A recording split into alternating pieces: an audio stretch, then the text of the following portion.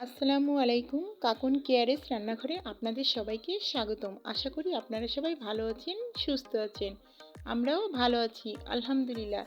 এখানে আমাদের বাজার এসে গেছে। আজ আমরা আমাদের এলাকার বিশেষ এক রান্না করব, যার নাম হচ্ছে শীদলের তরকারি। এখানে আমরা আগে থেকে শীদলটাকে বেটে রেখেছি।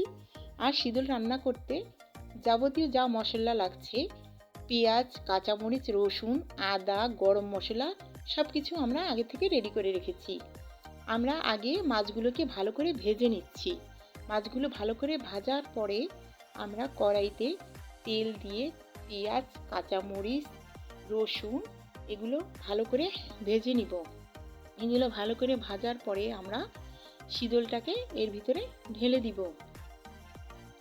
শীদলটাকে ঢেলে দিয়ে ভালো করে কষিয়ে নিচ্ছি।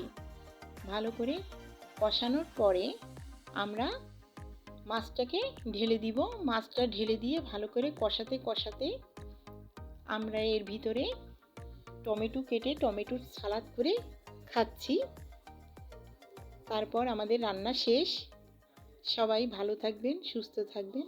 আপনারা সাপোর্ট করবেন, লাইক করবেন, কমেন্ট করবেন, শেয়ার করবেন। ভালো থাকবেন। আল্লাহ হাফেজ।